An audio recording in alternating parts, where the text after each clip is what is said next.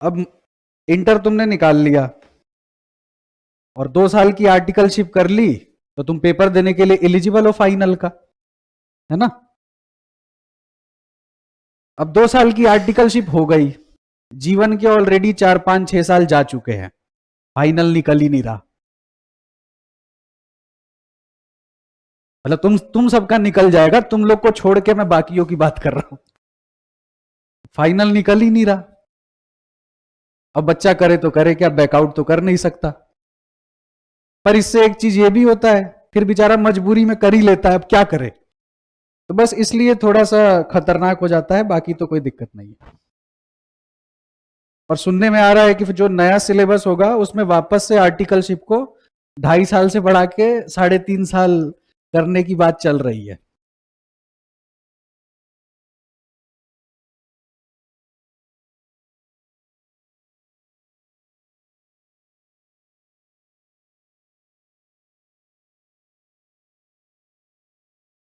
चलो भाई इधर ध्यान दो। आज का टॉपिक है बच्चों कैपिटलिस्ट इकोनॉमी।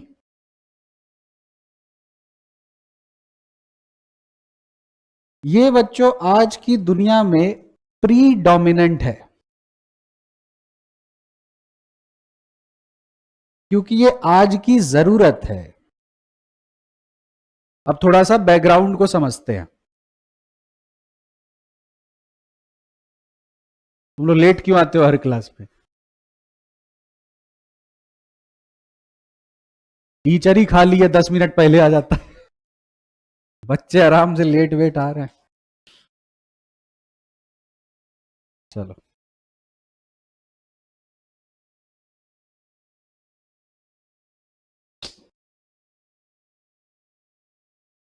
देखो, एक व्यक्ति है बच्चों, मिस्टर ए, बड़ा अच्छा आदमी है।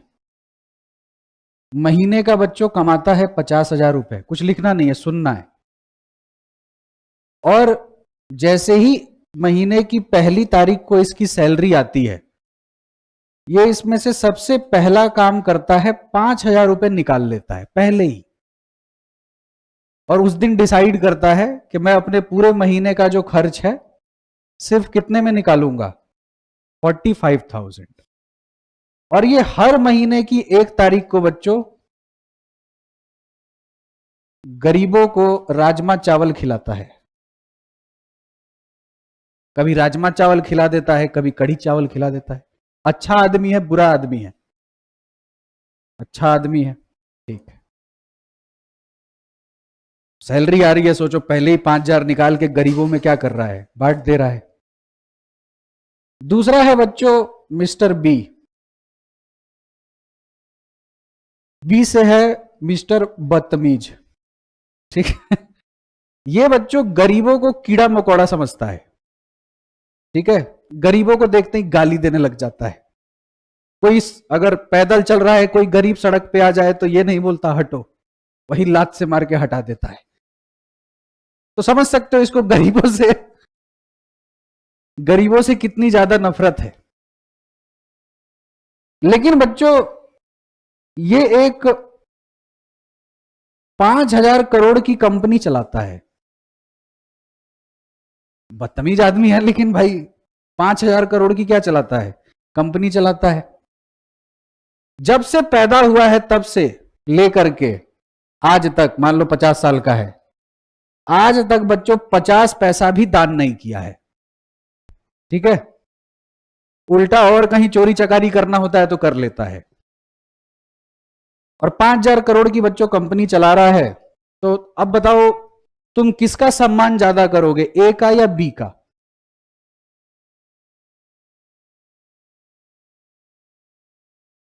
ए का करोगे कि बी का सम्मान करोगे? बी का करोगे? बदतमीज के साथ तुम साथ जा रहे हो। हाँ, ये कितना अच्छा आदमी है, हर महीने की 1 तारीख को राजमा चावल बांट रहा है। बी के साथ क्यों जाना चाहते हो?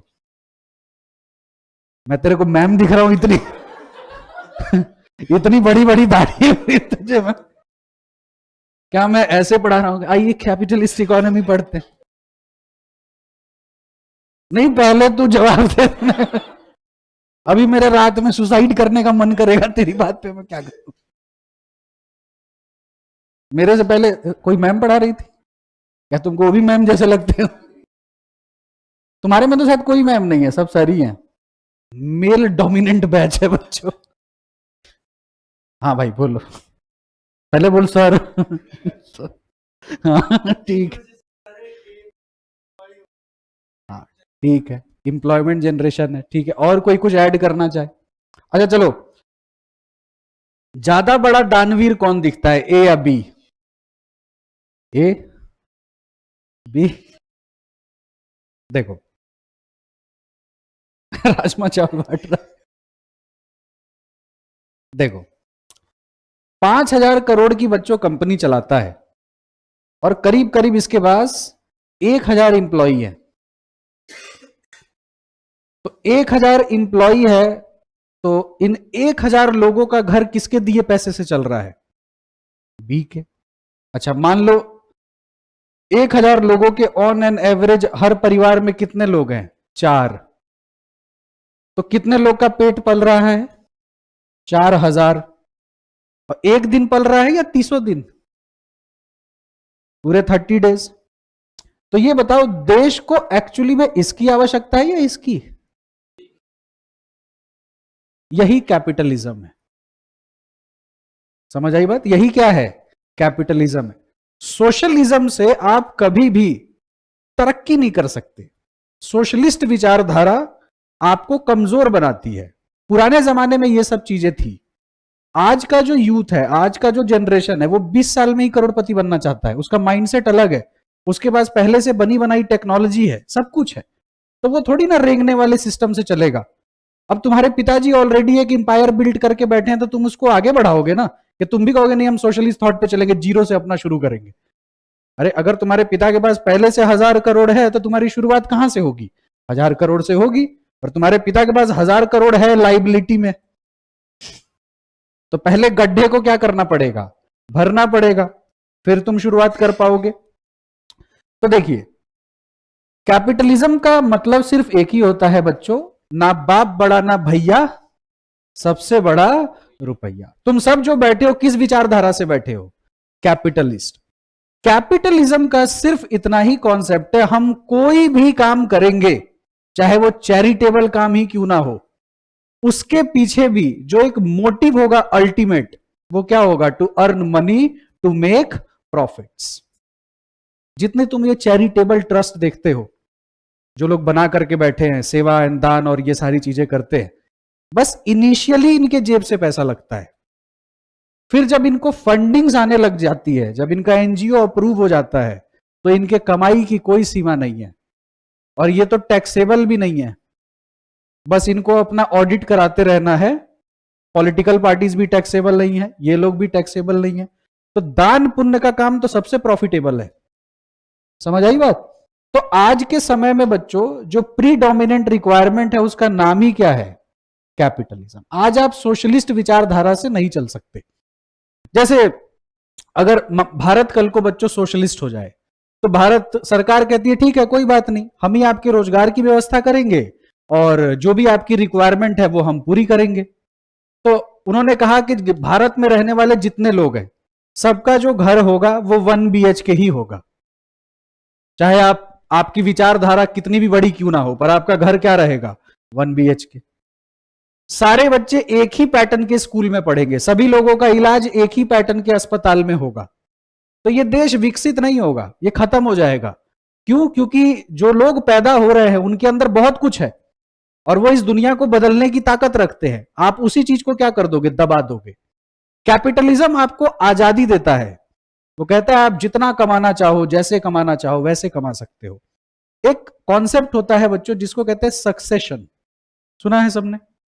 सक्सेशन वर्ड सुना है कि नहीं?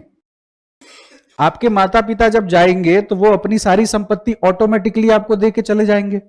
सोशलिज्म में कोई सक्सेशन नहीं है, क्योंकि पिता को जो संपत्ति मिली थी वो भी किसके द्वारा मिली थी? गवर्नमेंट के द्वारा। अब वो जो बच्चा है उसको अपनी काबिलियत साबित करनी पड़ेगी। लेकिन हम बॉलीवुड में नेपोटिज्म नेपोटिज्म करते रहते हैं, क्या हमारे खुद के घर में नहीं है? पिता को पता नहीं होता उसका बच्चा किसी काम का नहीं है, फिर भी संपत्ति देके जाते हैं कि नहीं, और ज्यादा संपत्ति बनाने में लग जाते हैं कि इसका कुछ वैसे होना नहीं है। अब तुम्हारे लिए बहुत संपत्ति बनाई जा रही है, मतलब यू आर यूजलेस, अदरवाइज वो तुमको क्यों कुछ देके जाएंगे, तुम खुद एम्पायर बिल्ड कर सकते हो। तो जो तुमने लोगों को सुना होगा ये कहते हुए, हरियाणा, यूपी, बिहार ऐसे जगहों पे लोग बोलते हैं जहां तक जमीन दिखाई दे रही है ना सब मेरी है। ये आप सोशलिज्म में बोल सकते हो? नहीं, पर कहां बोल सकते हो? कैपिटलिज्म में। जैसे मानिए ये एक कॉम्प्लेक्स है बच्चों, और इस कॉम्प्लेक्स में बच्चों 10 रेस्टोरेंट चलते हैं और सब अच्छा पैसा कमा रहे हैं, सबके अपने अपने डिजायर्ड कस्टमर हैं और सबकी अपनी स्पेशलिटी ऑफ डिश है। तुम आए सीए वीए करके दुनिया जहान की पढ़ाई करके सब बेच रहे हो, 10 के 10 दुकानें बंद हो गई तुम्हारे चक्कर में। 10 की 10 दुकानें तुमने बंद करवा दी। अब ये सब जगह 4-4 लोग काम करते थे, 40 लोग की नौकरी अलग खा गए, तो कोई अपराध हो गया? कैपिटलिज्म है भाई।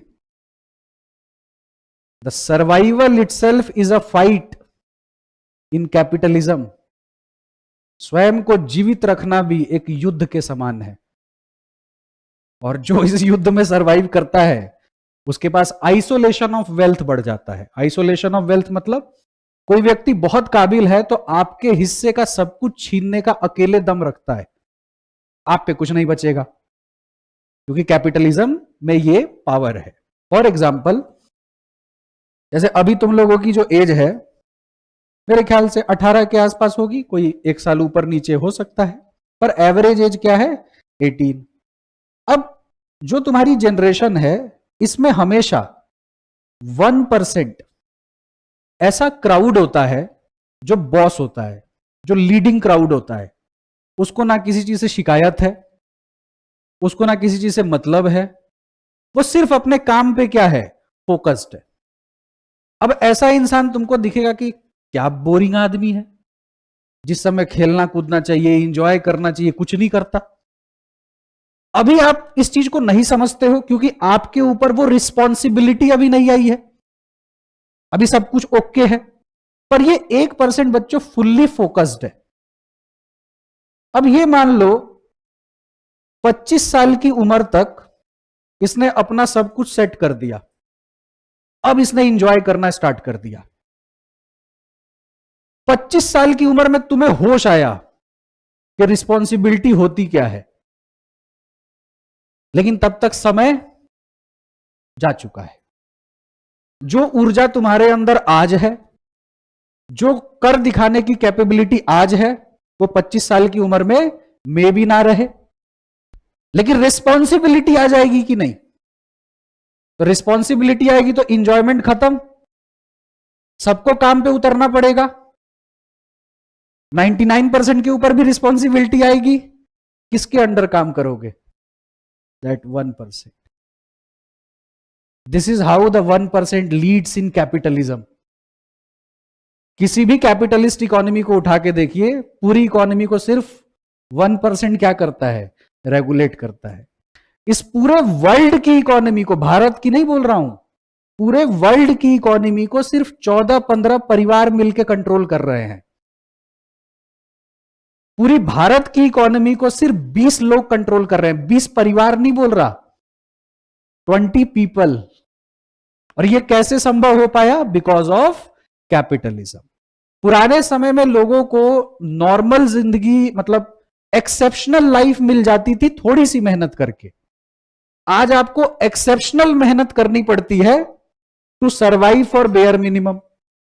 और जब तुम हमारी एज तक पहुंचोगे तब तक तो दुनिया और बदल चुकी रहेगी, तो मेहनत का स्तर क्या होगा? और भी ज्यादा होगा। इसीलिए देखो भारत में, इंडिया जो है हैप्पीनेस इंडेक्स में बहुत नीचे है। हम लोग दुनिया के तीसरे सबसे डिप्रेस्ड लोग हैं, सबसे पीड़ाजनक लोग, सबका दिल टूटा हुआ है यहां पे। वेकेशन डिप्राइव्ड में हम लोग लीड है, छुट्टी ही नहीं मिलती लोगों को यहां। तो ये सारी समस्याएं हैं। तो अब तुम लोग देख लेना कि तुमको किस में जाना है, 1% और 1% क्राउड हो तुम लोग। कौन से क्राउड हो? अरे हो कि नहीं हो? सर अभी तक पता नहीं था लेकिन अब हो जाएंगे। तो कैपिटलिज्म का बेसिक मतलब समझ आया? The ultimate purpose is to make more money, is to make more profits. जैसे बच्चों, जब मेरा इकोनॉमिक्स ऑनर्स हुआ था तो मेरी एक नौकरी लगी एक जगह पे। अब जगह का नाम मैं नहीं बताऊंगा, क्लास के बाद ऐसे बता दूंगा। तो वहां मेरी नौकरी लगी as a junior economic adviser. तो सरकारी नौकरी थी और मैं बिहार से बिलोंग करता हूं। बिहार में सरकारी नौकरी बहुत बड़ी चीज होती है। वहां पर कहते हैं नौकरी करब सरकारी ना तब बेचब तरकारी। मतलब या तरकारी मीन सब्जी, या तो नौकरी सरकारी करूंगा नहीं तो सब्जी बेच लूंगा। अब मेरे घर में ऐसा लगा कि जैसे पता नहीं क्या ही हो गया है, क्योंकि एज बहुत कम थी और गवर्नमेंट जॉब लग गई। यही सेंट्रल सेक्रेटेरिएट में ऑफिस हुआ करता था। तो मैं वहां गया पहले दिन, तो काउंटर पे जो सर बैठे थे उनको मैंने रिपोर्टिंग करी तो पान खा रहे थे। मैंने कहा sir this is my first day. मैं एकदम एक्साइटेड हूं भाई कि भाई अब मैं इकोनॉमिक एडवाइजर हूं, मेरी बताई चीजें सरकार की नीतियों में शामिल की जाएंगी। वो कह रहा है हाँ? क्या? बोला सर आज पहला दिन है ज्वाइनिंग। तो हम क्या करे, हम क्या करे भैया? तो मुझे समझ ही नहीं आया मैं क्या करूं। तब तक उधर से जो प्यून होता है ना चाय पानी पिलाता है, वो मेरे को बोला अरे भैया इधर आइए। वो लेकर के अंदर गया, बोला इसमें अपना एंट्री कर दीजिए। तो मैंने नाम लिखा, साइन कर दिया। फिर बोला अब क्या करूं? तो बोल रहा है जो मन करे करिए, बैठिए घूमिए या वापस घर चले जाइए। तो मैंने कहा यहाँ करने को कुछ नहीं है। बोला कुछ नहीं है। बोला ऐसे तो करने को बहुत कुछ है लेकिन आपको कुछ नहीं करना है। फिर शाम को लौट आइएगा और एग्जिट का क्या लगा दीजिएगा, एंट्री। मैंने कहा ये क्या चल रहा है? तो पहला दिन तो ठीक है कटा वैसे ही, दूसरा दिन सेम, तीसरा दिन सेम। ना कोई किसी से बात कर रहा है ना कुछ कर रहा है, दो चार लोग ग्रुप बना बना के बैठे हुए हैं। पंखा भी ठीक से नहीं चल रहा है, बेंच पे चढ़ के मारना पड़ रहा है तब जाके पंखा चल रहा है। तो अब मुझे लगा कि यार ऐसे तो मेरा जीवन नहीं चल पाएगा। तो 12-13 दिन हुआ तो मैंने अपने पिताजी से कहा कि मुझे नहीं करनी है नौकरी। तो सीरियलों में नहीं देखा तुमने, बैकग्राउंड म्यूजिक चलता है दुम तना ना ना ना दुम तना। माय फादर वाज लाइक हैं क्या बोला? फिर आगे उन्होंने कुछ कुछ बोला वो मैं तुम्हें नहीं बता सकता। ठीक, तो मैंने कुछ नहीं बोला। मैं कहा ठीक है। तो लेकिन अब मुझे अपने आप को जीवित रखने के लिए कुछ करना था वहां पे। तो मैंने बोला भाई कुछ तो काम दे भाई। तो बोला भैया पुरानी बहुत सारी फोटो स्टेट की फाइलें पड़ी है, वो चाहे तो आप कर सकते हैं। तो मैंने कहा निकालो। तो दे फोटो स्टेट सुबह से लेकर शाम तक, खाली क्या चल रहा है, फोटो स्टेट। अब करते करते 1-2 महीने में वो भी खत्म हो गया। वो पान वाला बोलता है कि सारा फोटो स्टेट कर देंगे जी सर, 8 घंटा खाली फोटो स्टेट ही कर रहा हूं। तो वो हमने कर दिया। लेकिन 4-4.5 महीने के आसपास ना मैं बिल्कुल डिप्रेस्ड हो गया था। मेरे को फोटो स्टेट करते करते रोना आ जाता था, ये कहां फंस गया हूं यार। फिर मैंने एक दिन रिजाइन दे दिया और फिर जाके पापा को बताया। वो क्या कर सकते थे? बोले तो अब मैं कहा मैं वापस टीचिंग पे जा रहा हूं। मेरे से नहीं होगा ये। अब अगर मैं उस प्रोफेशन को कंटिन्यू करता तो जो मेरे अंदर का एक्चुअल कैलिबर है, जो मैं समाज को कंट्रीब्यूट कर सकता हूं, वो मैं नहीं कर पाता। मुझे और जो जीवन में बहुत कुछ करना था मैं वो नहीं कर पाता। लेकिन अगर मैं सोशलिस्ट विचारधारा का आदमी होता तो आराम से वहां पे क्या करता, टाइम पास करता। तो जो भी व्यक्ति कैपिटलिस्ट माइंडसेट का है उसको बहुत कुछ चाहिए, तो वो सोशलिज्म को कभी प्रमोट नहीं करेगा। आप लोग बताइए कि आप लोग रुकोगे अगर अपॉर्चुनिटीज आपको मिलते जाएंगी? कोई नहीं रुकेगा। चाहे आपको पता है बहुत तनाव होगा, डिप्रेशन आएगा, बहुत समस्या आएगी, चैलेंजेस आएंगे, स्टिल आप चलते रहोगे। बहुत कम लोग होंगे जो रुक जाएंगे लेकिन ज्यादातर लोग कंटिन्यूअसली चलते रहेंगे। तो मेरे दोस्त यार पूछे ना कि भाई वहां पर 6 महीना रहा तू क्या सीखा? तो मैंने बोला किसी भी साइज का फोटो स्टेट देगा ना करके दिखा दूंगा, कि वो और कुछ सीखा नहीं था। तो चलिए अब लिखिए मीनिंग। देखिए it is an economic system in which all means of production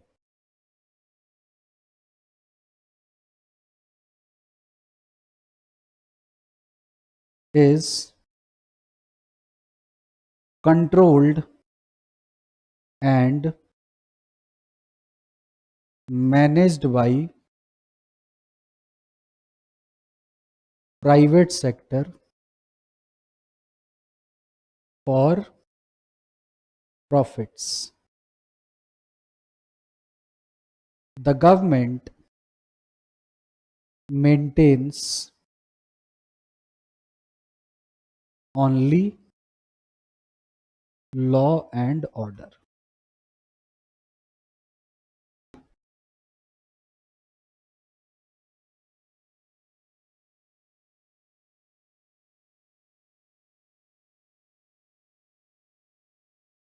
It is an economic system which all means of production is controlled and managed by private sector for profit.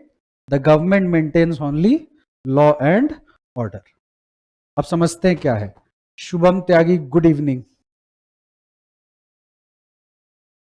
तुम सबको backup वैकअप ये सब मिल चुका है, classes का backup वगैरह ये सब? अरे मतलब जिनका रजिस्ट्रेशन हो गया है. देखो इस माइंडसेट से क्लास में मत बैठना कि हम घर पे जाके बैकअप देखेंगे एंड ऑल दैट. लेक्चर का एक नियम बनाइए, एक क्लास सिर्फ कितनी बार देखना है? एक बार. इतना टाइम नहीं है कि तुम 2 बार 4 बार लेक्चर देखोगे. ये सब बैकअप मींस कुछ छूट गया तो देख लिया, उसको हैबिट मत बनाइएगा. लिख लिया सबने? चलो लिखो भाई, जल्दी लिखो.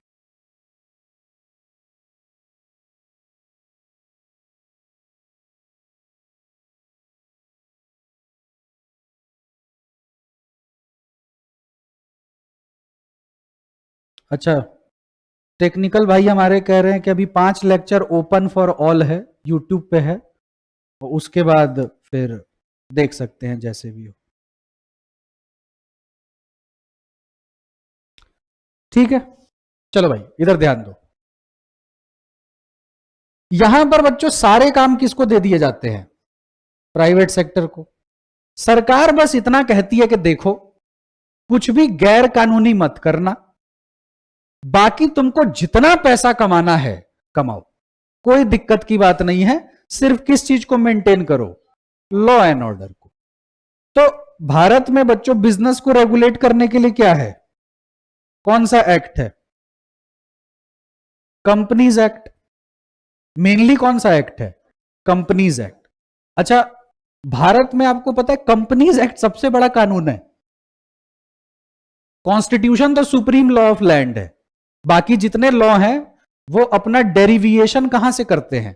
कॉन्स्टिट्यूशन से. मतलब मैं ये कहना चाह रहा हूं कि अगर कोई भी कानून बना है तो वो संविधान के दायरे में बनेगा.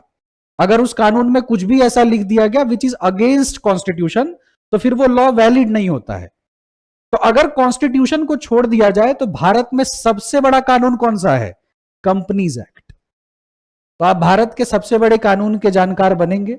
470 सेक्शन है कंपनीज एक्ट में, तो तुमको इंटर में 470 सेक्शन नहीं पढ़ने हैं, 150 सेक्शन के आसपास पढ़ना है. तो टेंशन लेने की जरूरत नहीं है, तुम 150 पे ही कमांड कर लेना, वही बहुत है. कंपनी लॉ में एक रमैया की किताब आती है, उसके 7 वॉल्यूम है. अगर किताब के ऊपर किताब सजा दिया जाए ना तो इतना हो जाता है. और भारत में ऐसे लोग भी हैं जो उन किताबों पे भी कमांड करके बैठे हैं. और छोटा मोटा कमांड नहीं, वो तुमको ऐसे बोलेंगे वॉल्यूम नंबर 3 खोलो, पेज नंबर 105. ऐसे लोग मिलेंगे तुमको कंपटीशन में.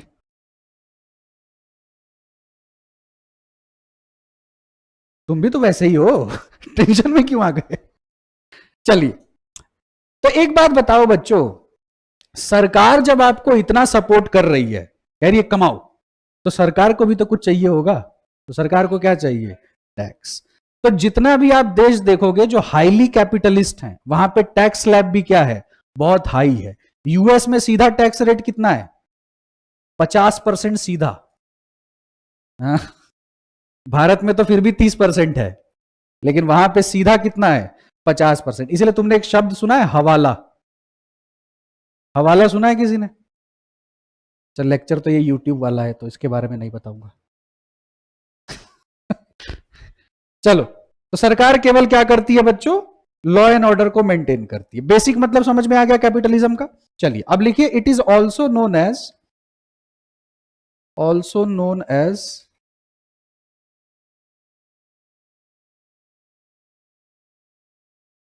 फ्री मार्केट इकोनॉमी,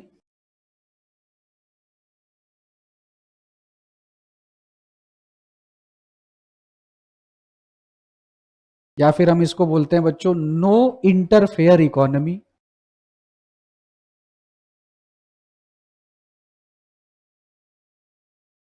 या फिर हम इसको सिंपली मार्केट इकोनॉमी बोलते हैं। किसी भी नाम से एग्जाम में आ सकता है। हाँ, एक और नाम होता है बच्चों लेजिस्फेयर, लेजिस्फेयर स्टाइल ऑफ इकोनॉमी।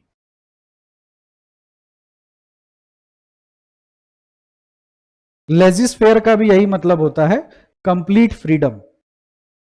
हाँ जी, देखो सर, कैपिटलिस्ट होने का यह मतलब नहीं होता है कि जनता के लिए ना सरकार कुछ करती ही नहीं है। ये बताओ, क्या गरीब केवल भारत में ही है? भारत का हर आदमी यूएस में गरीब है कि नहीं? तो गरीब क्या खाली भारत में है, यूएस में नहीं है? मतलब यूएस के लोग भी गरीब होंगे, पर गरीबी तो देखो हर जगह है। तो सरकार ऐसा थोड़ी करती है कि 10 गरीब निकले हैं लाओ गोली मार दो। उनका भी ख्याल रखती है, वहां भी सोशल सिक्योरिटी है। Capitalism means maximum contribution of private sector. सरकार सब कुछ करती है, प्राइस भी रेगुलेट करती है, सोशलिस्ट थॉट के साथ भी चलती है। या फिर तुम कैपिटलिज्म को बिल्कुल आसानी से अरे ये किसका फोन उठ गया? या फिर तुम यूं समझ सकते हो, सरकार अगर कैपिटलिस्ट को समझाना चाहे तो वो ऐसे समझाएगी कि भाई हम भी हैं, तुम भी हो, लेकिन तुम पूरी तरह फ्री हो, हम तुम्हारे काम में बाधा डालने के लिए नहीं आएंगे। पर सोशलिस्ट में बाधा डाल सकता है, मिक्स्ड में भी बाधा डाला जा सकता है। समझ आई बात? जैसे भारत में बच्चों कोई भी आदमी बैंक खोल सकता है, खोल सकता है कि नहीं खोल सकता? खोल सकता है। तुम्हारे पास पैसा है, खोल दो बैंक, कोई दिक्कत नहीं है। लेकिन उसमें ना फिर सर्टेन कंडीशंस होते हैं जो तुमको फुलफिल करने पड़ेंगे, और वो कंडीशंस का क्राइटेरिया कौन तय करती है? सरकार। तो देखो कंट्रोल आ गया कि नहीं? 1 मिनट देना बस।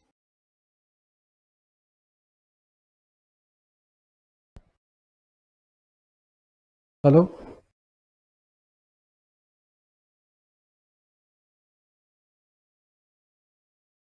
ठीक है, और कोई डाउट? बल्कि तुमको पता है, इंडिया का तो कॉन्स्टिट्यूशन कहता है कि India is a welfare state. Welfare state का मतलब हम भले कैपिटलिस्ट की तरह काम करते हैं, पर हमारी विचारधारा हमेशा क्या रहेगी? सोशलिस्ट।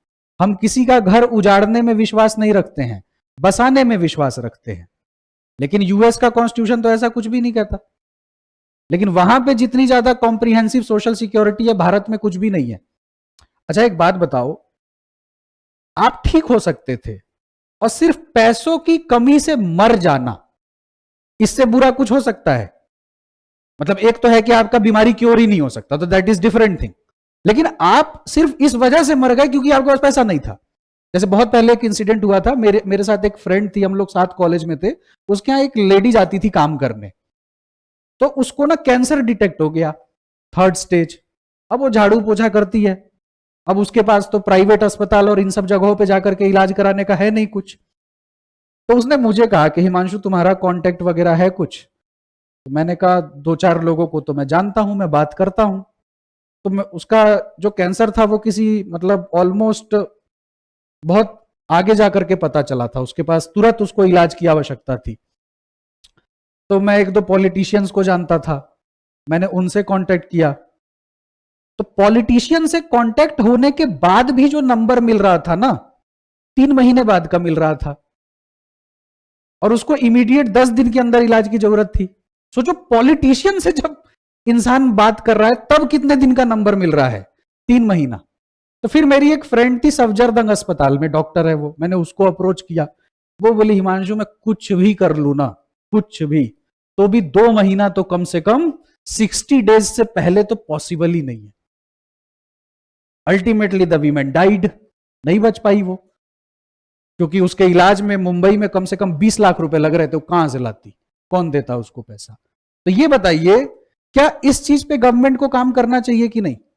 भारत में अगर किसी चीज पे प्रोटेस्ट होना चाहिए ना, तो 2 चीजों पे होना चाहिए। ये सब एजुकेशन में टाइम पास कर रहे हैं, उससे भी बेकार एजुकेशन मिनिस्टर लाके दे दिया।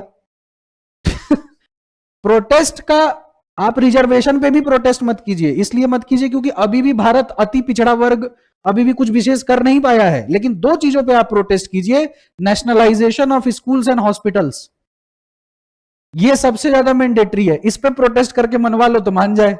नेशनलाइजेशन ऑफ स्कूल समझते हैं, फी को रेगुलेट करवाइए, हर स्कूल में सेम स्तर की शिक्षा करवाइए। मतलब चाहे आप दिल्ली के स्कूल में पढ़े, चाहे आप किसी गांव के स्कूल में पढ़े, जो कैरिकुलम है वो क्या रहे, सेम रहे। जो किताबें हैं वो क्या चले, बिल्कुल सेम चले। फीस स्ट्रक्चर क्या रहे, सेम रहे। टीचर का रिक्रूटमेंट प्रोसेस क्या रहे, बिल्कुल सेम रहे। अस्पतालों की फी रेगुलेट किए जाए, अस्पतालों का इंफ्रा सरकार तय करे। लेकिन ये सब करेगी नहीं गवर्नमेंट। इस ये कराओ ना भारत में, क्योंकि मैंने क्या बताया, 2 ही मेन चीज है, हेल्थ एंड एजुकेशन। आप इसको ठीक करो ना।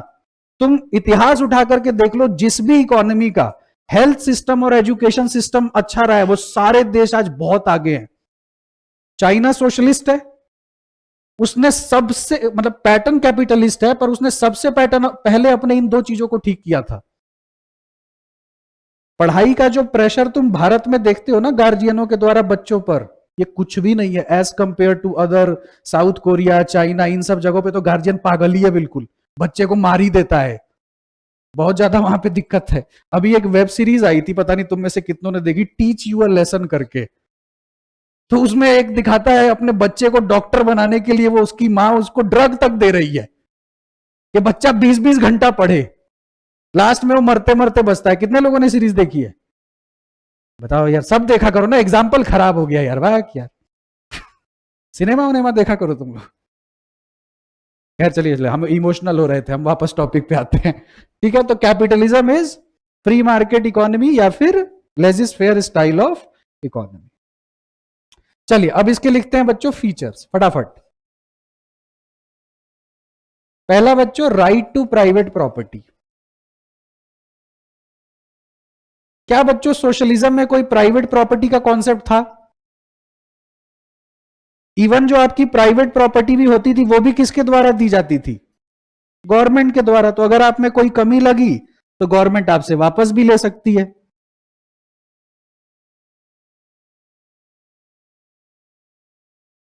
लिखो, every individual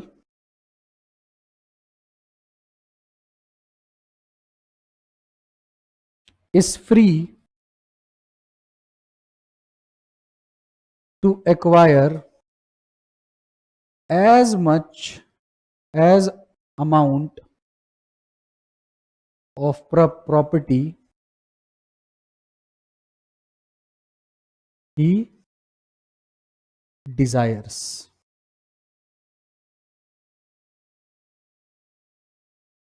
and can bequeath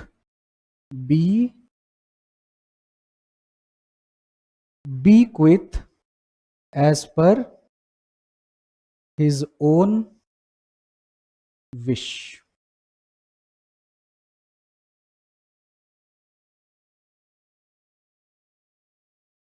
अभी समझते हैं इसको।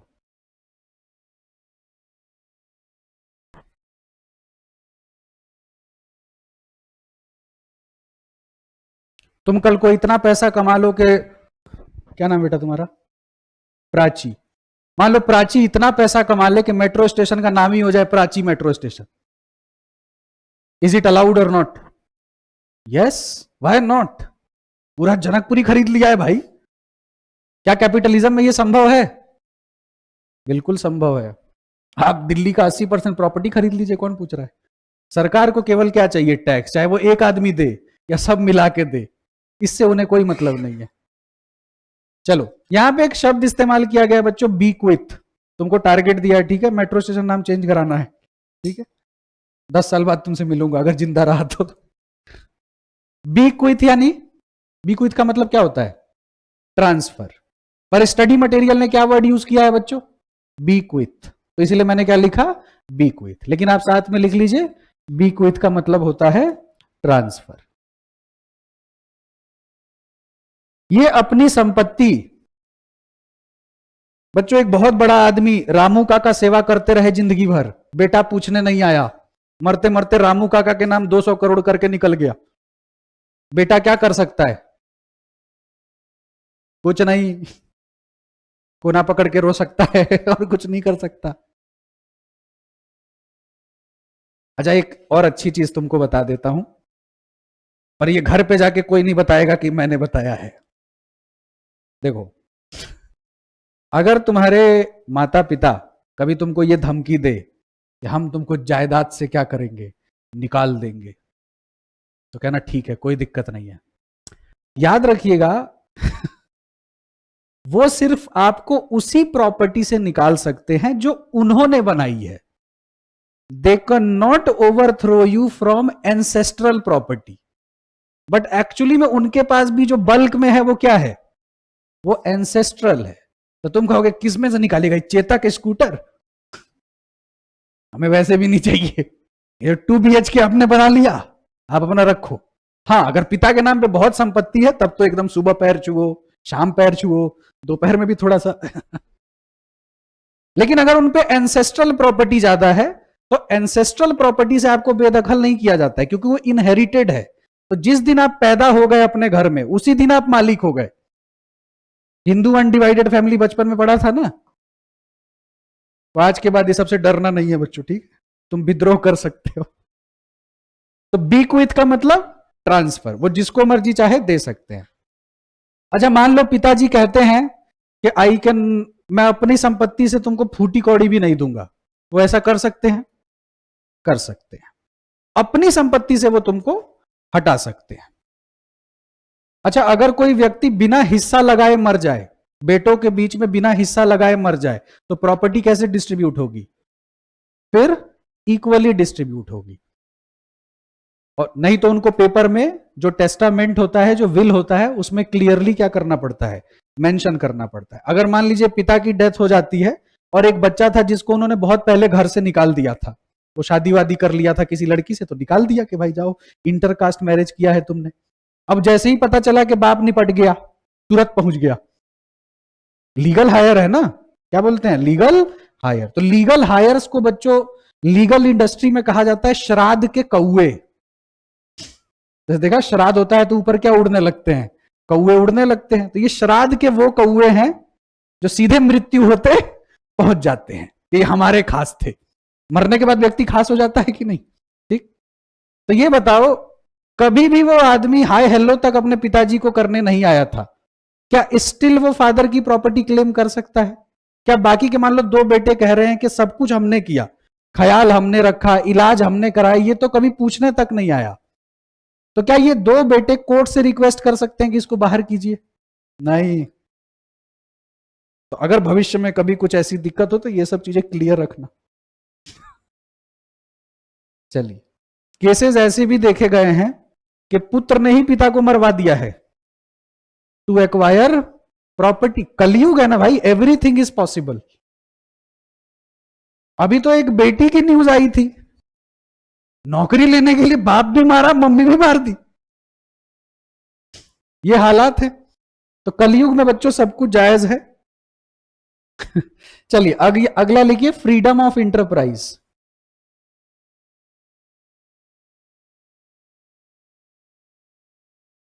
इंटरप्राइज से मतलब है बच्चों बिजनेस।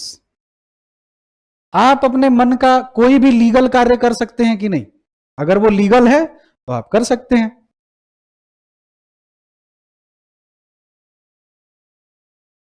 एवरी इंडिविजुअल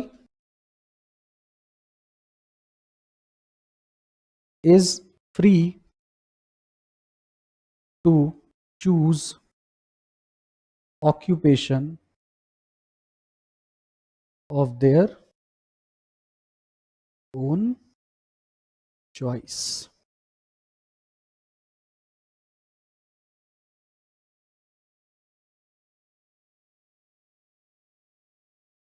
लिख लिया?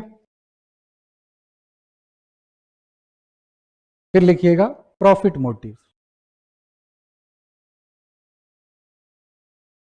सिंपल बात है, एवरी प्रोडक्शन एक्टिविटी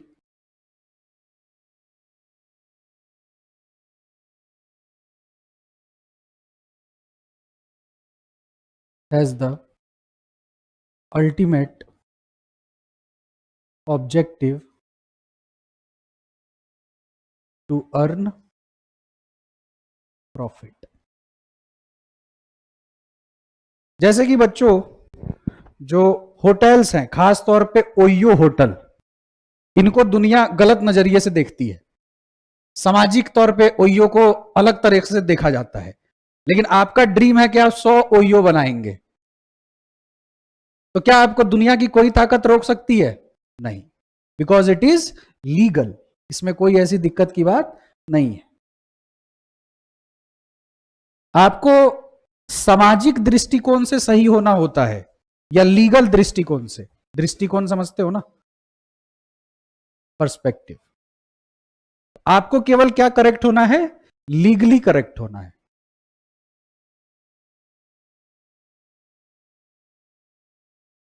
भारत देश में बच्चों लिव इन रिलेशन जो है वो बहुत कॉमन हो चुका है और कोर्ट भी इसकी इजाजत देता है।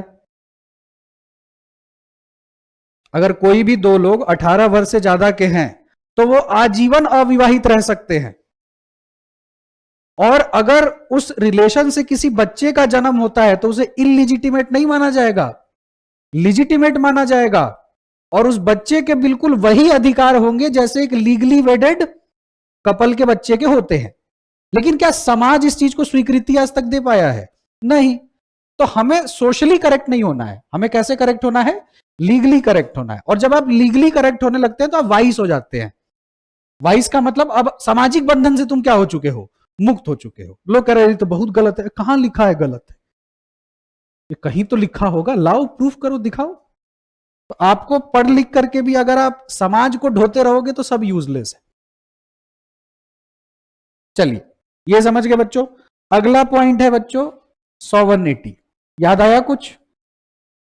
सॉवर्निटी का मतलब क्या बताया था? फ्रीडम। तो क्या कैपिटलिज्म में कंप्लीट फ्रीडम दिखाई देता है कि नहीं?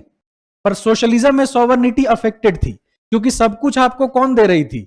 सरकार। लेकिन यहां तो आपकी इच्छा है भाई, जो मर्जी वो करो।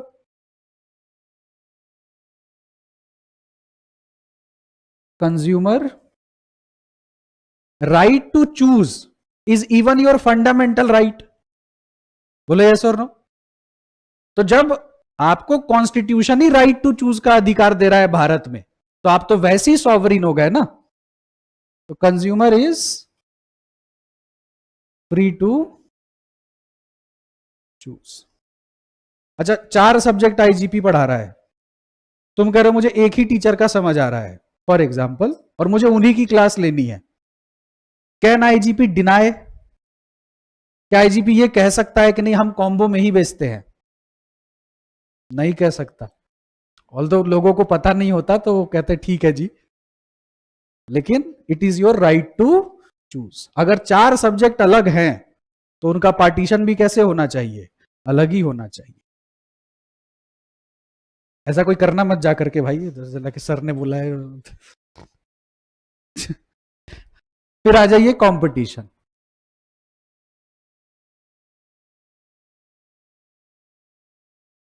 यहां पे बच्चों देखो एक्सट्रीम कंपटीशन देखने को मिलता है।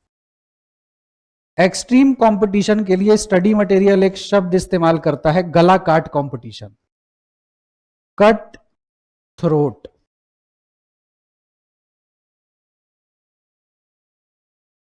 तो कट थ्रोट कंपटीशन से बच्चों किसका फायदा होता है? कंज्यूमर का।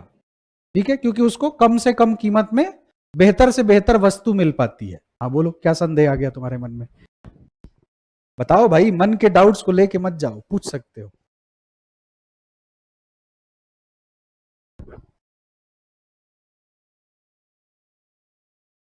उसको फायदा होगा, लेकिन कैपिटलिज्म के अंदर क्या होता है, जो किंग है ना वो कंज्यूमर होता है हमेशा, क्योंकि वस्तुएं किसके हिसाब से बनती है? कंज्यूमर के हिसाब से। आप कंज्यूमर पे थोप नहीं सकते हो। तो कंपटीशन क्या करता है, बेचने वाले को मजबूर कर देता है कि वो बेहतर क्वालिटी प्रोडक्ट्स प्रोवाइड करे एट चीप प्राइस। डेफिनेटली वो पैसा बनाएगा, लेकिन सोचिए कंपटीशन ना हो तो आपको पुअर क्वालिटी प्रोडक्ट महंगा बेचेगा ना। समझ रहे? अगर तुमको बता रहा हूं कोविड नहीं आया होता तो सीए फाउंडेशन जो तुम इस क्लास में बैठे हो ना, इसकी फीस अभी कम से कम 60 से 70 हजार रुपए होती, क्योंकि कोविड से पहले भी फीस 35-40 हजार रुपए थी। लेकिन कोविड आया, बहुत सारी क्लासेस क्या आ गई, ऑनलाइन आ गई, बहुत सस्ता हो गया एजुकेशन सिस्टम। इस वजह से फीस आज भी वही 2-4 हजार ऊपर नीचे क्या हो गई, स्टक हो गई। नहीं तो 70 हजार रुपए से नीचे आईजीपी तुमको हेलो भी नहीं करता। लेकिन it is because of competition, and that competition is also cut throat, extreme competition. Teachers देखिए सब ठीक पढ़ाते हैं, आपको बस ये देखना है कि आप कनेक्ट किससे कर पा रहे हो। समझ आ रही है बात? ज्यादा कुछ फाउंडेशन में नहीं होता। बोलो। हाँ हाँ जाओ ना। देखो, किसी को क्लास में आना है जब आ सकता है, जाना है जा सकता है, मेरे से कुछ पूछने की जरूरत नहीं है। अगर मेरी क्लास में मजा ना आए तो चुपचाप फोन चलाओ, ठीक है? मैं बहुत कूल आदमी हूं, मैं कुछ नहीं बोलता हूं, बस डिस्टर्ब नहीं करना है। समझ आ गई बात? मुझे मेरा काम ईमानदारी से करने दीजिए, और जो बच्चे पढ़ना चाहते हैं उनको पढ़ने दीजिए। आप अपना मत पीछे चले जाओ, उधर लेट जाओ जाके मुझे कोई दिक्कत नहीं है। चलिए समझ गए इस यहां तक, कोई दिक्कत? And last point is absence of government interference. हाँ, लेकिन फोन चलाओगे तो रुचि मैडम फोन छीन लेती है, उनको दिक्कत होती है। तो अगर सेंटर में सबसे स्ट्रिक्ट है कोई तो मैम है टीचर से स्ट्रिक्ट नहीं है, मैम थोड़ी इमोशनल है, तो वो बच्चों के रिजल्ट को लेकर ना कुछ ज्यादा ही कनेक्ट हो जाती है। उनको चाहिए कि एक एक बच्चा पास करे, तो वही तुमको परेशान करेगी। हम भी ऐसा चाहते हैं भाई लेकिन हम ऐसे परेशान नहीं करेंगे। वो फिर फोन वोन भी करना शुरू कर देती है, पेरेंट वेरेंट को भी कॉल कर देंगी। और आप यकीन मानिए ये चीज मैंने यहीं पर देखी है मैम में। दूसरे कोचिंगों में तो मैंने देखा है भीड़ भीड़ लगी पड़ी है, बच्चा मर वर के श्राद्ध भी हो गया उसका। कोचिंग को बस एक ही चीज से मतलब है, फीस आ गई है, अब बाकी बच्चा आए ना आए नोबडी केयर्स। देखिए, government only maintains law and order.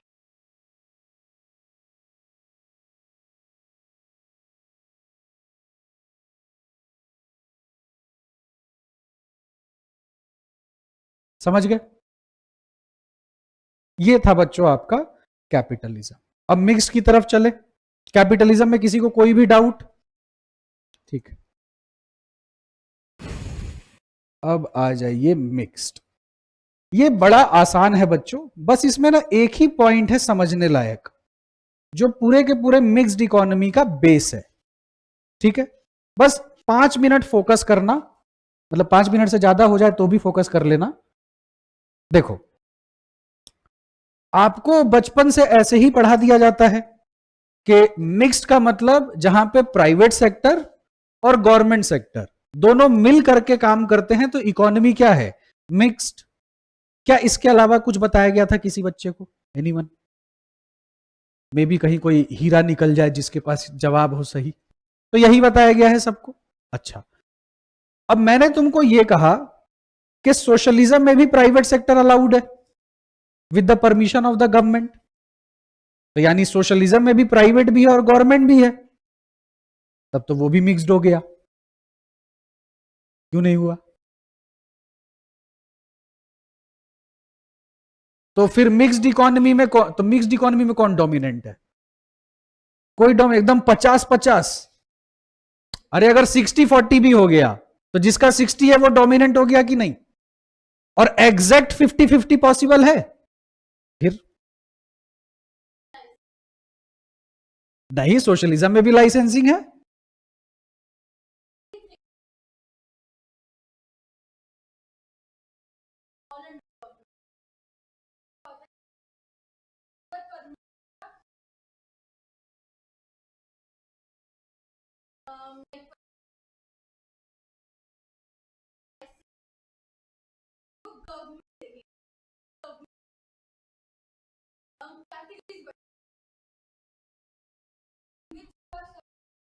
हम्म।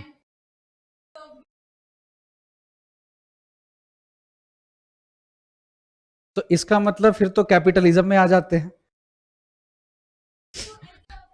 रुको ना भाई, अभी मैं तुम्हारा जवाब दे रहा हूं। कैपिटलिज्म में तो कोई लाइसेंस नहीं चाहिए, पर गवर्नमेंट भी है और प्राइवेट भी है,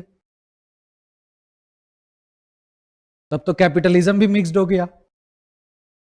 तुम्हारा टेक है कि क्योंकि मिक्स्ड में लाइसेंसिंग सिस्टम है, सोशलिज्म में कंप्लीट लाइसेंसिंग सिस्टम है, तो फिर कैपिटलिज्म का क्या करें? उसमें भी तो गवर्नमेंट और प्राइवेट दोनों है, लाइसेंस की तो कोई बात ही नहीं है वहां पे, तब तो कैपिटलिज्म भी मिक्स्ड हो गया।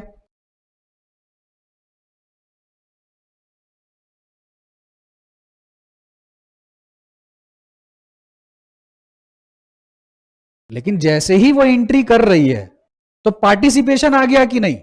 तुम लोग मेरा सवाल नहीं समझ पाए लगता है। एक मिनट रुको, मैंने तुमसे सिंपली ये पूछा कि मिक्स का मतलब तुम ये समझते हो कि प्राइवेट पार्टिसिपेशन और गवर्नमेंट पार्टिसिपेशन दोनों होता है। मैं लाइसेंसिंग इत्यादि तो बोल ही नहीं रहा, मैं तो वर्ड क्या इस्तेमाल कर रहा हूं?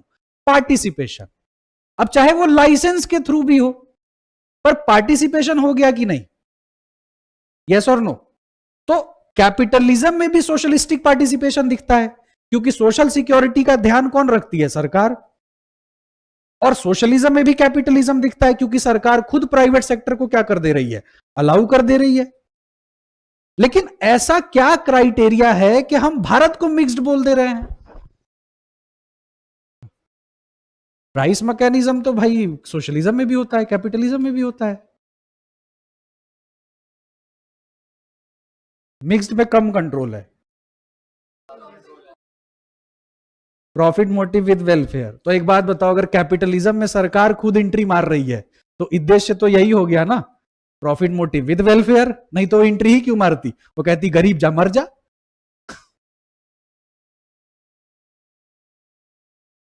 हाँ जी, और बताओ। बोलो भाई।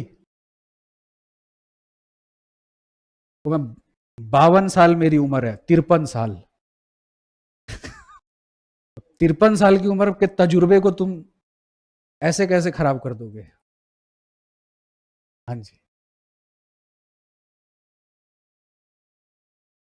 ज्वाइंट वेंचर किसे कहते हैं अब ये बताओ, तुमने एक नया शब्द बोल दिया।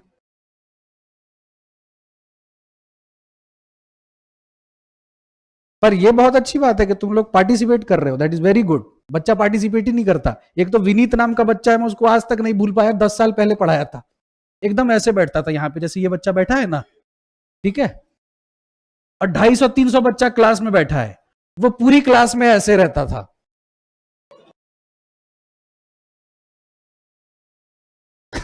तो कम से कम तुम लोग पार्टिसिपेट कर रहे हो।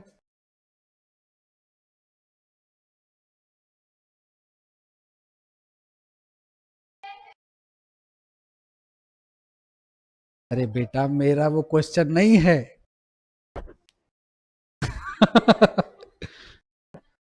अच्छा चलो, और सिंपल तरीके से पूछता हूं। देश में 10 चीज हो रही है, एक चीज गवर्नमेंट कर रही है, 9 चीज प्राइवेट सेक्टर कर रहा है, तो कैपिटलिस्ट है कि नहीं? डोमिनेंस के आधार पे आप यह बता सकते हो कि सोशलिस्ट है या कैपिटलिस्ट है। अच्छा, उल्टा कर देता हूं, 9 गवर्नमेंट को दे दिया और एक किसको दे दिया? प्राइवेट, तो तुमने कह दिया सोशलिस्ट है। अरे मिक्स्ड कैसे तय करूं? 5-5 करके।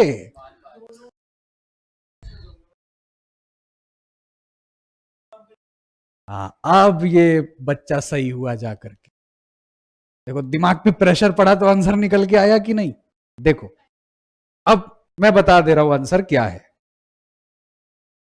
देखो तुमने अपनी किताब में आज भी इंडियन इकोनॉमिक डेवलपमेंट बुक देखना, उसमें सही लिखा है, पर ना ही तुमको सही पढ़ाया गया और ना ही तुमने क्रॉस क्वेश्चन किया। एक शब्द होता है बच्चों, प्लीज ध्यान से सुनिएगा, existence of private sector plus government sector.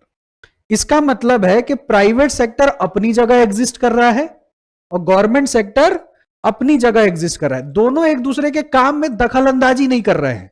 जो सरकारी काम है वो प्योरली सरकारी काम है और जो प्राइवेट काम है वो प्योरली क्या है? प्राइवेट काम है। लेकिन ना तुमने देखना तुम्हारी मिक्स्ड इकोनॉमी में ना एग्जिस्टेंस नहीं लिखा हुआ है, को एग्जिस्टेंस लिखा हुआ है, और इन दोनों शब्दों में जमीन आसमान का फर्क है, पर तुमने इस पे फोकस ही नहीं किया। स्टडी मटेरियल आएगा तुमको एमसीक्यू में फंसा लेगा। को एग्जिस्टेंस का मतलब होता है under same sector both are participating. Bharat में देखो भर भर के है, सरकार अस्पताल भी चला रही है, प्राइवेट सेक्टर भी अस्पताल चला रहा है, सरकार भी स्कूल चला रही है, प्राइवेट सेक्टर भी स्कूल चला रहे हैं। लेकिन कैपिटलिज्म में क्या होता है ना, सरकार कुछ सर्टेन कैटेगरीज अपने लिए पूरी तरह छांट लेती है, कहती है इसमें प्राइवेट का हमारे को किसी तरह का इंटरफेरेंस नहीं चाहिए, बाकी तुम खुद करो, हमें कोई दिक्कत नहीं। और उसके बाद देखो भारत में बच्चों पीएसयूज हैं, पब्लिक सेक्टर अंडरटेकिंग्स। तो पब्लिक सेक्टर अंडरटेकिंग्स क्यों बोलते हैं, इसको गवर्नमेंट कंपनी क्यों नहीं बोल देते हैं? बताओ। Public sector undertaking means undertaking is in the hands of the government, but there is participation of private sector as well. पर क्योंकि देखो शेयर्स में क्या होता है, 51% को बोलते हैं मेजॉरिटी शेयर और 59% को बोलते हैं माइनॉरिटी शेयर। तो पीएसयू में 51%, 51% या इससे ज्यादा कंट्रोल किसका होता है? गवर्नमेंट का। तो इसीलिए उनकी अंडरटेकिंग रहती है, पर इसमें पार्टिसिपेशन किसका रहता है? प्राइवेट का भी रहता है। तो देखो मिक्स्ड होता है कि नहीं, को एग्जिस्टेंस दिख रहा है कि नहीं, दोनों साथ में दिखते हैं कि नहीं। इस वजह से भारत क्या कहला रहा है? मिक्स्ड। और समझते हैं, जैसे बच्चों रेलवे सेंट्रल गवर्नमेंट की है ना। तो अब मुझे बच्चों दिल्ली से पटना अगर जाना है और थर्ड एसी की मैंने टिकट काटी, गरीब आदमी हूं मैं, थर्ड एसी से ही जा पाता हूं, तो मुझे जो टिकट है वो 1200 रुपए से लेके कहां तक पड़ती है? 1500 रुपए। मैं इतने रुपए में कहां पहुंच जाता हूं? पटना पहुंच जाता हूं। लेकिन सरकार ने क्या किया, अच्छा एक बात बताओ, जब तुम ट्रेन की टिकट काटते हो तो चाहे तुम एक दिन पहले काटो, 2 दिन पहले काटो या 2 महीने पहले काटो, फेयर चेंज हो जाता है या सेम रहता है? चेंज हो जाता है या सेम रहता है?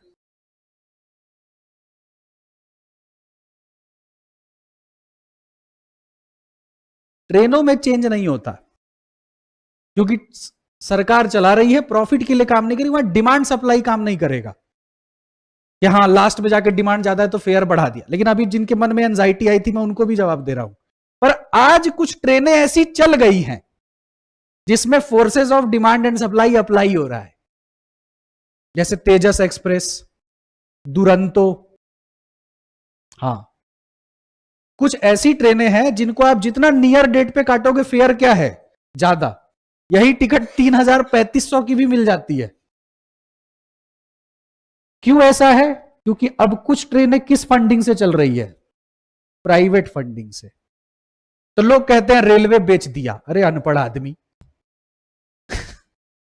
अंडरटेकिंग किसकी है? गवर्नमेंट की। प्राइवेट सेक्टर को बोला इन्वेस्ट करके कमा लो, हमें क्या दिक्कत है। लेकिन तुम कहोगे सर लेकिन ये तो गलत है, आप महंगी ट्रेनें चला रहे हो और एक तरफ कह रहे हो सरकार का काम क्या है? Social welfare. फर्दर स्टेप को समझते हैं। जैसे दिल्ली से पटना बच्चों 10 ट्रेन जाती थी, उस समय तेजस नहीं चलती थी। 11वीं ट्रेन जो चलाई है वो तेजस है, तो कुछ गलत किया? अब देखो ये ओवर क्राउड है ये ट्रेन ऑलरेडी, तो जो फैंसी कस्टमर है, जिसको पैसे की कोई प्रॉब्लम नहीं है, वो आराम से किधर शिफ्ट हो जाएगा? तेजस की तरफ।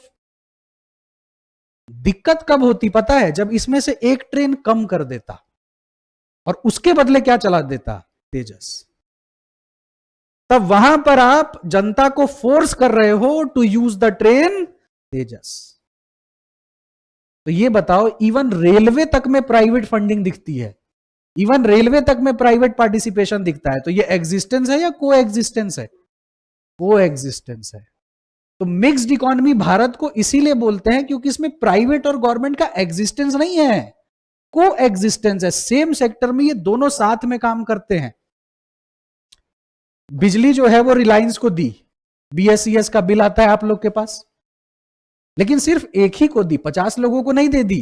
नहीं तो तुमको जो अभी बिजली इतनी महंगी आ रही है, मैं अभी खुद पागल हो रखा हूं, मेरे फ्लैट का बिजली बिल 6700 रुपए आया हुआ है, 3 दिन से ड्यू हो गया है, हिम्मत नहीं हो रही है भरने की। 6700 रुपए का बिल आया हुआ है। लेकिन अगर बच्चों वही बीएसईएस ना हो के 5-6 प्लेयर आ जाए, तो ये 6700 से बढ़ के 67,500 भी हो सकता है, क्योंकि आज आप इलेक्ट्रिसिटी के बिना रह सकते हैं? नहीं। समझ आई बात? इसीलिए भारत देश क्या कहलाता है? मिक्स्ड। समझ आया? अब थोड़ा सा और दिमाग पे प्रेशर डालूंगा तुम्हारे। अच्छा, तुम लोगों को लगता होगा भी मेरी 4वीं-5वीं क्लास है, मैं बहुत ज्यादा एनालिसिस करवाता हूं, ऐसी कोई फीलिंग आती है क्या तुमको? या ठीक है? जब तुम एमसीक्यू करोगे ना, तब देखना, तुमको मजा ना आ जाए तब बोलना, सारे क्वेश्चन सॉल्व हो जाएंगे। तुम्हारे एग्जाम की डिमांड है भाई, इसी वजह से इतने डिटेल में पढ़ाना पड़ता है। अब ऊपर ऊपर से पढ़ा दूंगा, क्वेश्चन करोगे, हैं ये कहां से आ गया, ये कौन सा क्वेश्चन है, ये कब बात हुआ? तो अभी जब एमसीक्यू कराऊंगा तो आपको खुद समझ में आएगा। देखो, हमारा देश बच्चों कब आजाद हुआ? 1947। देखो कितना पहले आजाद हो गया, अभी भी लोग आजादी मांग रहे हैं। आजादी तो ऑलरेडी हो चुकी है। कब? 1947। तो जब बच्चों आजाद हो गया भारत, तो प्राइम मिनिस्टर कौन बने? नेहरू जी। और नेहरू जी को लेकर लोग बहुत क्रिटिसाइज करते हैं, वही लोग करते हैं जिन्होंने नेहरू को पढ़ा नहीं है, नेहरू की पॉलिसीज को नहीं पढ़ा। उस समय प्राइम मिनिस्टर बन जाना ही अपने आप में बहुत स्पाइन वाली बात थी, गूदा चाहिए था उस समय प्राइम मिनिस्टर बनने के लिए। भारत पे कुछ था नहीं, कुछ भी नहीं था, क्योंकि जो था वो भी जो फॉरेनर्स थे वो सब लेके जा चुके थे, कुछ भी नहीं था सरकार के पास। ये तो नेहरू जी थे कि दर दर पे जाके फॉरेन अग्रीमेंट्स करके, काउंसलिंग करके, बातें करके, असल में थोड़ा इनका जो निजी जीवन था ना, वो थोड़ा कलरफुल था। समझ रहे हो ना? तो अब जब आप किसी व्यक्ति को प्रोफेशनली नहीं हरा पाते हो, तो फिर उसके पर्सनल लाइफ पे क्या करना शुरू कर देते हैं लोग? अटैक करना शुरू कर। एज अ टीचर तुमको मेरे से क्या मतलब है कि मैं 2 घंटा तुमको कैसे पढ़ा के गया कि तो सर 9 बजे रात को आप किसके साथ थे? इससे तुमको क्या लेना देना है? ओ भाई, उससे तुम्हारा क्या मतलब बनता है? कोई सेंस नहीं है। लेकिन नहीं सर पता है 9 बजे, नो पॉइंट। तो नेहरू जी का बस यही हुआ था कि थोड़ा पर्सनल लाइफ को लेकर के लोग इनके प्रोफेशनल लाइफ से क्या कर देते थे? रिलेट कर देते। लेकिन हमारा वो मुद्दा नहीं है। एज अ प्राइम मिनिस्टर मेरी एक्सपेक्टेशन क्या है कि एज अ पीएम वो कैसे हैं? अब भाई मोदी जी अपना मेलोडी करते हैं, भाई उनका निजी जीवन है, हमें क्या लेना देना है ना? है तो वो भी इंसान ही। पर देखो तुम लोग, सब लोग उनको मजाक बनाते हैं कि नहीं नाम लेकर के, बेचारा एक टॉफी ना दे दिया, क्या हो गया? अब नेहरू जी जो है प्राइम मिनिस्टर बन गए। अब पता है क्या दिक्कत आई? पुराने समय में बच्चों ये सिस्टम था, राजा, लैंडलॉर्ड, और लैंडलॉर्ड के नीचे फार्मर्स, यही सिस्टम था ना? पढ़ा होगा ना बचपन में, रयतवारी सिस्टम, महलवारी सिस्टम, जमींदारी सिस्टम, है ना? तो फिर जब अंग्रेज आए, जब ब्रिटिश आए, ब्रिटिश जब आते हैं तो ये कहते भाई तू निकल जा। राजा को हटा दिया, राजा को बोला जो भी तुम कमाते हो हमसे पहले ही ले लो, बस तुम पिक्चर से हट जाओ। तो राजा हट गया, तो ब्रिटिश के नीचे लैंडलॉर्ड आ गए। तो जो लैंडलॉर्ड पहले राजा की सुनते थे, अब किसकी सुनते थे? ब्रिटिश। अब बच्चों जब हम आजाद हो गए तो ये तो गया, रह कौन गया? लैंडलॉर्ड। अब ये सारे लैंडलॉर्ड्स बोलने लग गए कि प्रॉपर्टी हमारी है। कॉमन सेंस लगा के देखो, क्योंकि जो इनके ऊपर का कंट्रोलर था वो तो जा चुका था, तो सारी संपत्ति कौन क्लेम करने लगा?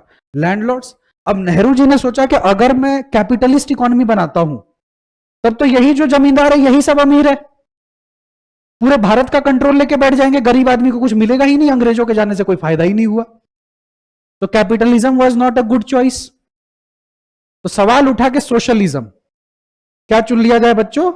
सोशलिज्म। अब अगर मैं गूगल पे सर्च करूं बच्चों, Indian population at time of independence, तो उस समय जो बच्चों पॉपुलेशन थी वो थी मात्र 34 करोड़। आज कितनी पॉपुलेशन है? 140 करोड़ से ज्यादा। और उस समय पॉपुलेशन सिर्फ कितनी थी? 34 करोड़। लेकिन क्या उस समय सरकार इतनी सक्षम थी कि 34 करोड़ लोगों को यह गारंटी दे सके कि हम आपका ख्याल रखेंगे? आज भी सरकार है क्या इतनी सक्षम? तो उस समय क्या ही रही होगी।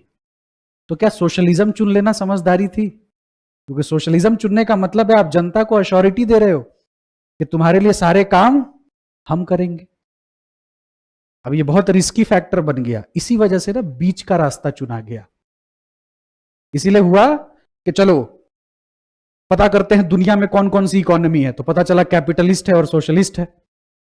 तो कैपिटलिस्ट के अच्छे अच्छे फीचर्स उठा लो, सोशलिस्ट के अच्छे अच्छे फीचर्स उठा लो और क्या बना दो?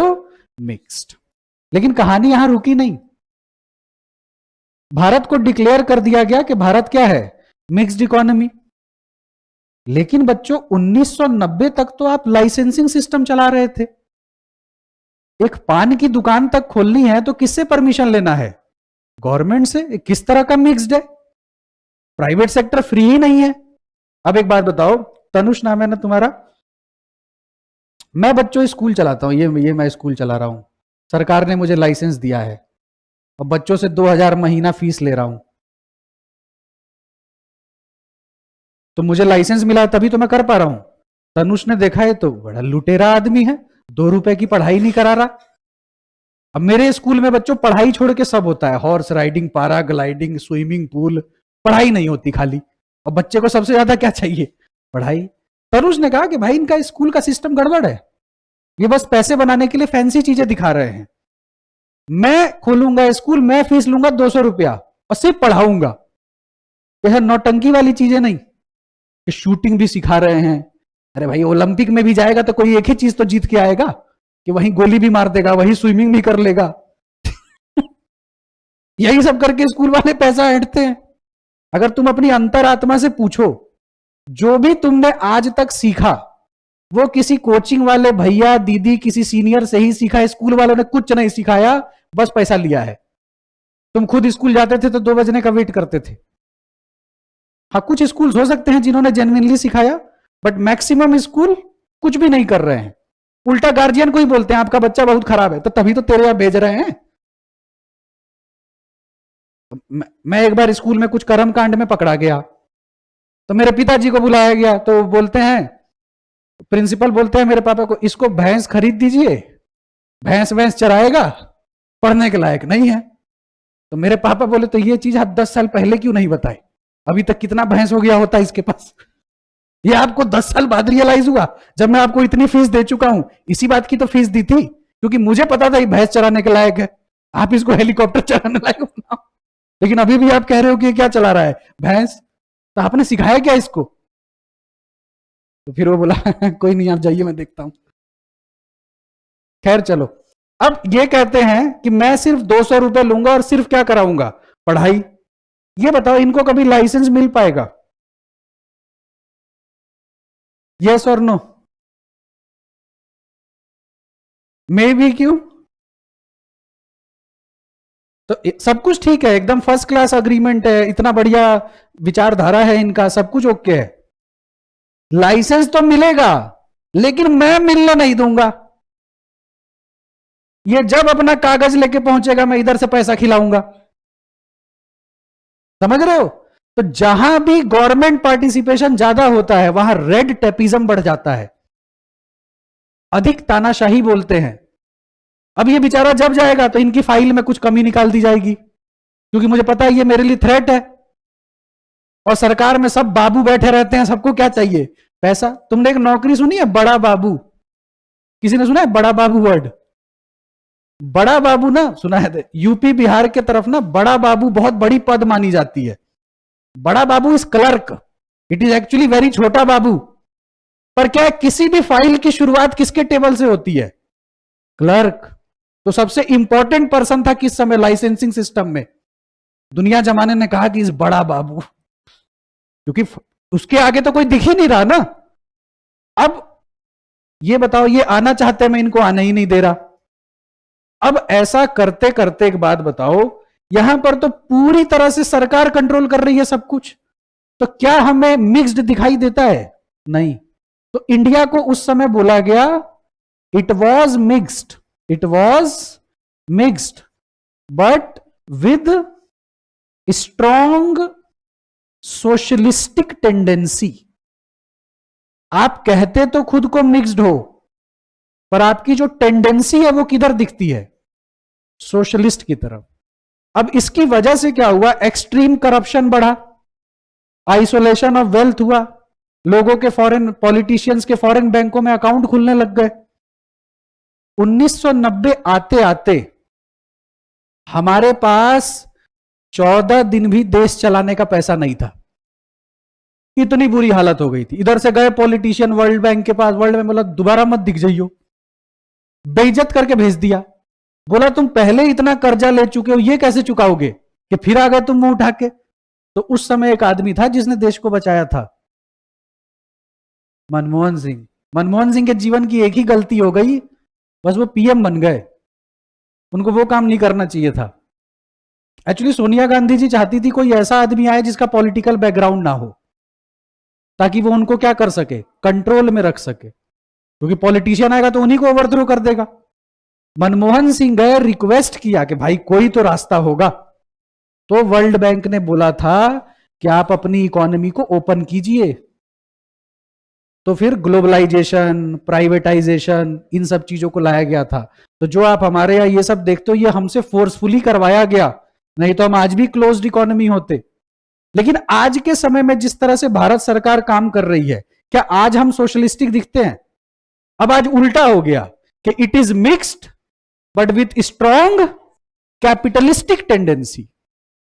बट एग्जाम में क्वेश्चन है तो क्या लिखना है? मिक्स्ड।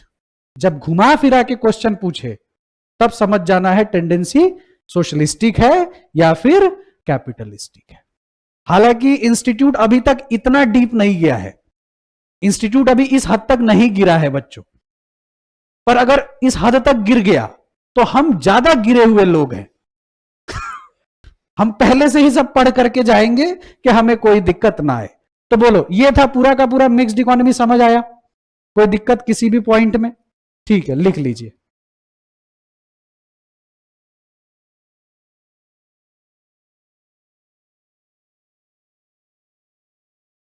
डाउट वगैरह यार कोई बच्चा तुम में से नहीं पूछता क्यों भाई? किसी को डाउट ही नहीं होता कुछ? आ गया डाउट, बता। ठीक है, देखो, it is an economic system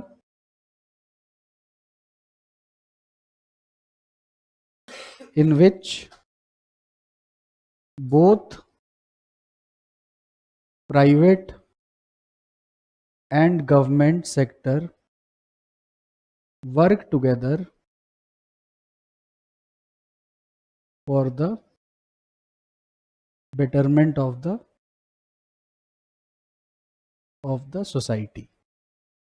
तो देखो, कैपिटलिस्ट भी बेटरमेंट करता है पर उसको प्रॉफिट भी चाहिए, और सरकार तो वैसे भी करती है चाहे प्रॉफिट हो या लॉस हो। और इसमें 3 बातें लिख लेना। पहला लिख लेना को एग्जिस्टेंस, दूसरा लिख लेना एग्जिस्टेंस। देखो, को एग्जिस्टेंस है तो यह मत समझना कि एग्जिस्टेंस नहीं है, क्योंकि को एग्जिस्टेंस है इसी वजह से इकोनॉमी क्या है, मिक्स्ड है। बट एग्जिस्टेंस भी है। कुछ सेक्टर पूरी तरह से सरकार के पास है। क्या तुम सब लोग बम बना सकते हो? बिना लाइसेंस दिए तो यूपी बिहार में हर घर में बम बन रहा है, तो लाइसेंस देंगे तो पता नहीं क्या ही करेंगे। मिर्जापुर में वो कट्टा का बिजनेस कर रहे हैं, तो एक बंदा चला जाता है, कहता है भैया जी चल नहीं रहा है, कहता है अब चला, उल्टा चल जाता है गोली। तो ये बताओ क्या उनके पास लाइसेंस है? तो जब बिना लाइसेंस दिए ये हाल है, तो अब लाइसेंस दोगे तो क्या हो जाएगा? तो अभी भारत में सिर्फ 4 या 5 ही चीजें हैं जिसपे सरकार का कंट्रोल है, बाकी ऑलमोस्ट सब कुछ क्या कर दिया है? फ्री कर दिया है। हाँ जी, वर्क टुगेदर।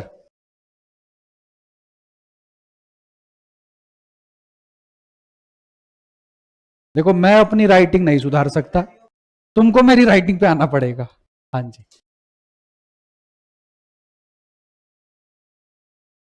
अभी के लिए तो गवर्नमेंट ही कहोगे, लेकिन धीरे धीरे सरकार उसको उसको भी शिफ्टिंग की तरफ ले जा रही है। करता है, बहुत ना के बराबर रह गया है। जैसे देखो कुछ ऐसे सेक्टर्स हैं जो आप प्राइवेट सेक्टर को दे दोगे तो सब खत्म हो जाएगा। जैसे बहुत सारी चीजें हैं जिनकी ना आज हमें जरूरत नहीं है, चलो थोड़ा सा और एनालिसिस करा देता हूं, लेकिन हमने फिर भी उसे जिंदा रखा है। जैसे कितने लोगों के पास बीएसएनएल का सिम है? एक। बीएसएनएल, कितने लोगों के पास बीएसएनएल का सिम कार्ड है? किसी के पास नहीं है। पर क्या बीएसएनएल एग्जिस्ट करता है कि नहीं? यस। सरकार उससे पैसा बना रही होगी? नहीं। तो क्यों बीएसएनएल को जिंदा रखा गया है? कि कल को एयरटेल और जियो बदतमीज ना हो जाए। क्योंकि अगर बीएसएनएल पूरी तरह हट गया तो ये दो आपस में डुओपोली बना लेंगे, और फिर जो अभी तुमको 800-900 में मिल रहा है 9000 में मिलने लगेगा। तो सरकार इसलिए इंगेज्ड रहती है कि अगर ये बदतमीजी कल को करेंगे तो बीएसएनएल आ जाएगा 200 रुपए का प्लान लेके, ये वापस कंट्रोल में आ जाएंगे।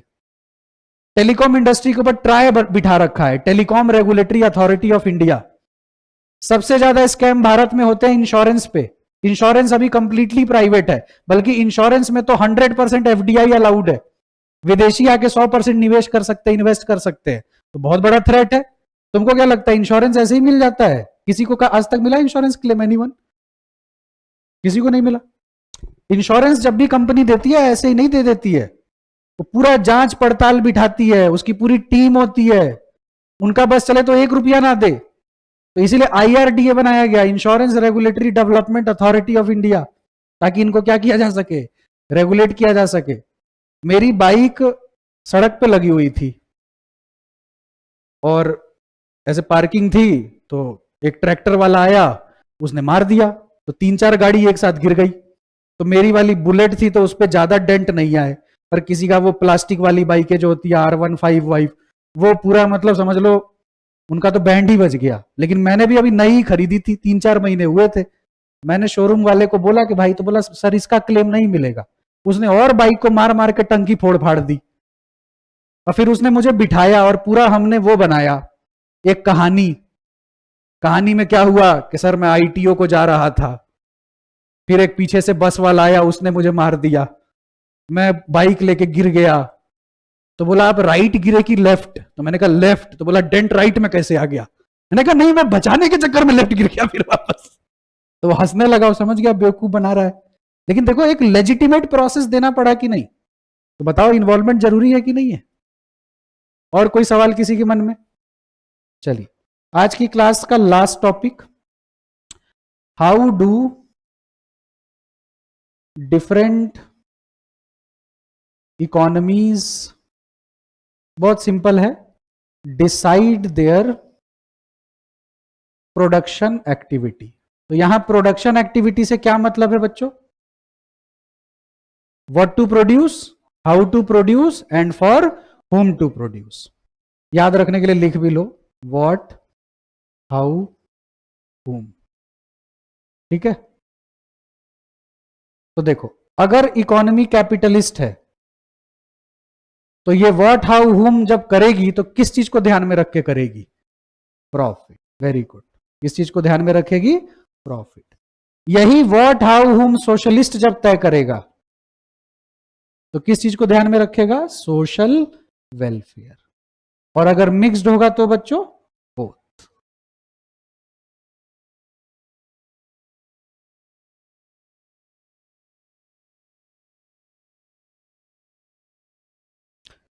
चैप्टर तो ऑलमोस्ट खत्म हो गया है, 10% इसमें रह गया है। अब तुम सब लोगों को क्या करना है, अभी फिलहाल के लिए जो तुम्हारे स्टडी मटेरियल में जो एमसीक्यू दिए हैं उनको सॉल्व करना है, और 80% सवाल सॉल्व हो जाएंगे इजिली। और जो घर पे जाके पढ़ रहा है मेरे पढ़ाने के बाद थोड़ा बहुत, या क्लास में बहुत अटेंटिव है, उसका 99% क्वेश्चन सॉल्व हो जाएगा। अच्छा, तुम कैसे पता चलेगा कि तुम सेफ साइड हो? क्योंकि तुमसे क्वेश्चन हो रहे हैं। तुमने बहुत पढ़ा है पर क्वेश्चन ही नहीं हो रहा, तो सेफ साइड में नहीं हो। कम पढ़ा है पर क्वेश्चन कर ले रहे हो, तो सेफ साइड में हो। तो नेक्स्ट क्लास में सब लोग पहले चैप्टर का, जैसे पहले चैप्टर में 2 यूनिट है, इंट्रोडक्शन एंड बेसिक प्रॉब्लम, तो उसके जो एमसीक्यू हैं वो कंबाइंड दिए हुए हैं, अलग अलग नहीं दिए हुए हैं। तो उस सारे क्वेश्चन आप सॉल्व करके आएंगे, और जिन जिन क्वेश्चन में आपको डाउट होगा मेरे से पूछेंगे, फिर मैं उन क्वेश्चन को यहां क्लास में आपके साथ डिस्कस करूंगा। अब अगली चीज सुनो, क्या रह गया है? तो मेरिट्स और डिमेरिट्स रह गए हैं सोशलिस्ट और कैपिटलिस्ट के, लेकिन मेरिट्स और डिमेरिट्स पढ़ने की आवश्यकता नहीं है। क्यों?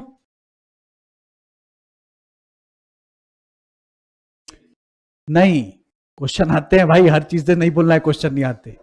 मेरिट और डिमेरिट कहां से निकलते हैं? फीचर्स से। फीचर्स का ही कुछ पार्ट क्या है? मेरिट है, और कुछ पार्ट क्या है? डीमेरिट है। तो उसको पूरा पढ़ के आना है और क्वेश्चन सॉल्व करके आना है, और जो भी डाउट है पूछना है। ठीक है?